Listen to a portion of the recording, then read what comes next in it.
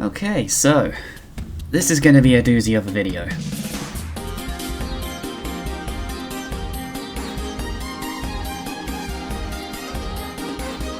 You're probably wondering what the hell I'm talking about with that title. Well, let me explain.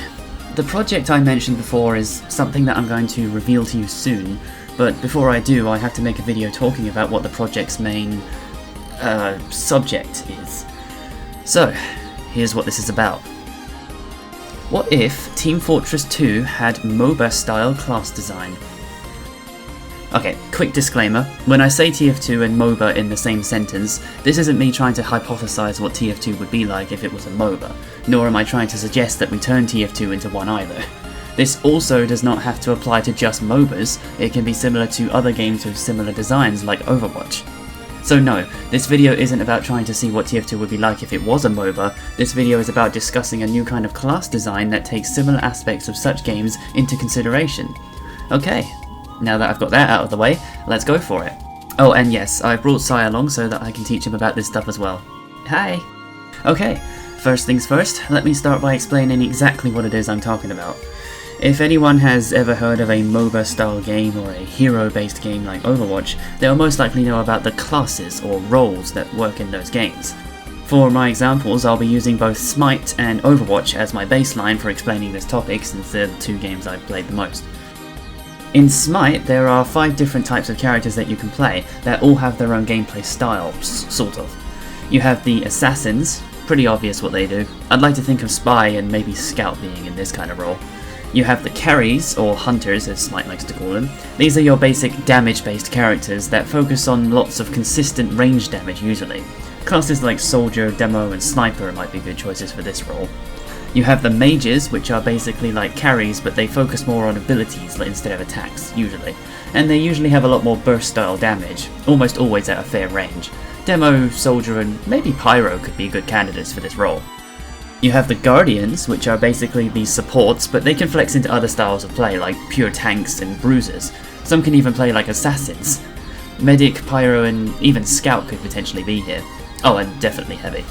And finally, the Warriors, which are also like tanks, but they are even more flexible, able to be main tanks, off tanks, bruisers, DPSs, and even supports and assassins. But generally, they are counted as tanks. I personally would put Heavy, Demonite, Soldier, and Pyro into this role. Okay, hopefully that clears things for you MOBA players a little, but let's also try to help out you shooter players a little, as well as give Sai a little more insight. In Overwatch, you have 3 different types of heroes. You have the tanks, kinda obvious what they do, but there are 2 different kind of tanks you can sort of count them as. The main tanks, which are your frontline focused tanks, helping with shields, pushing and defending, protecting the backline, that sort of thing. And the off tanks, the kind of tank that focuses more on other things like moving around the map a lot and perhaps focusing mostly on DPS. They can protect the team too, but generally they don't have nearly as much team utility as main tanks, usually. Not sure if these terms still hold up in Overwatch 2, what with there being only 1 tank per team now, but it's still a good way of determining the tanks and how well they synergize with their team. Next up, the damage heroes. Pretty self-explanatory, I won't go into much detail on these ones because almost all of them are different in a lot of ways, and there's no real way to split them up into different categories, they just deal damage, that's their job. How they deal their damage is usually unique to them, so you can get a good idea of how they play by understanding their kit. And finally, the supports. In Overwatch, all of the supports are healers, so they focus on being the medics of the team, keeping everyone topped up and allowing them to fight longer. Similar to tanks, you can generalize them into 2 categories. The main healers, these are the ones who focused almost entirely on healing, doing their best to keep everyone at full health as much as possible and maybe doing other stuff on the side. And the off healers, not sure if that's what they're actually called, but that's what I am for the sake of consistency. These are the healers that focus less on overall healing and more on other things, like providing other means of utility such as movement speed or armor, or just straight up being more damage focused like Zennyboy over here. If I had to generalize the TF2 classes in each role, well, it's pretty obvious honestly, they'd all go into damage roles.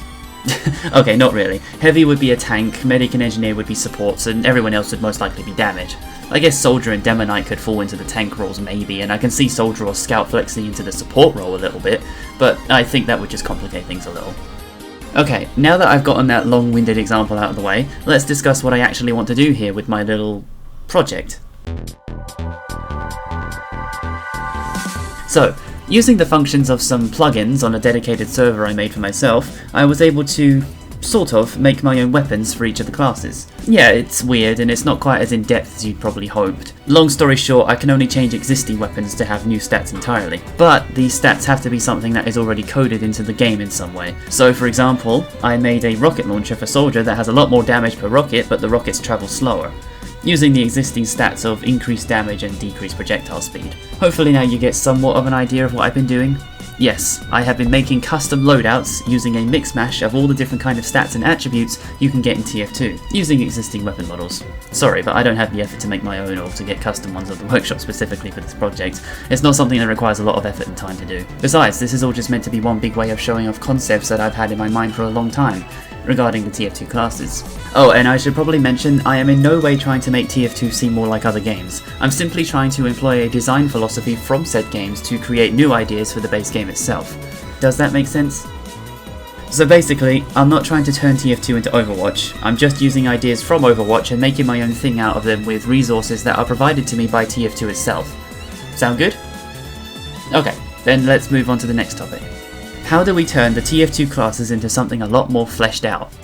So, to summarise what I've been doing, I have taken a MOBA-style idea and turned it into my baseline for creating new loadouts. Here's my idea.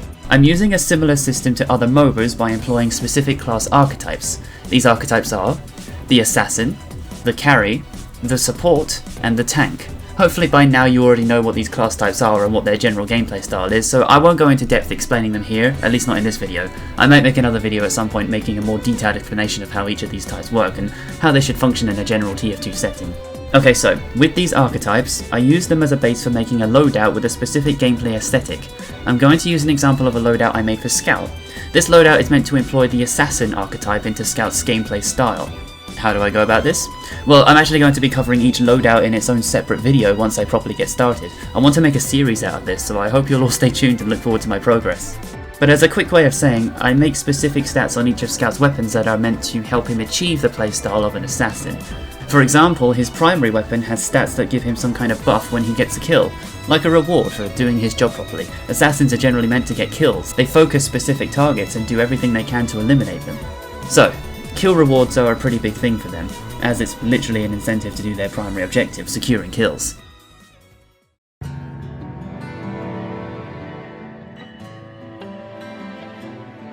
Phew, okay, this is getting long, so I'm going to wrap things up here, but I will quickly summarise what my plans are for the future of this project. I will be attempting to discuss ideas for new loadouts that could potentially change or even rework a class's overall gameplay style and turn it into more of a specific type of playstyle. Some loadouts may also employ those new playstyles while still keeping the original playstyle of the class itself. For example, let's say we make a loadout for Sniper that is meant to make him into a support. If we want to keep his overall gameplay style, we'll have to make sure his weapons still function in a similar way, while still providing the new stats and abilities that allow him to help his team, even if it's from a distance. Okay, do you get what I'm talking about here? If nobody understands, then I'm sorry. I did the best I could explaining everything and I'm not going to go on about it anymore. I'm just going to continue my project the way I want to and will hopefully make content about it the way I intend to. Okay? Alright, Sai, you okay? Yeah, I think I managed to get most of it. But I do think seeing your project in action will help me understand a lot more. That do be true. In which case, I'll end this video here and we'll try to work on something that's actually going to get things started. Oh, also, before I go, if you wanted to know how I make this project in-game, I'll leave a list of things I used in the description to make it work, but I will not be saying how to set it all up and install everything. I'm afraid this video is already too long, so you'll have to look that stuff up yourself. I'm sorry. Okay, and with that, I do believe I'm done. I'll see you soon then, Sai?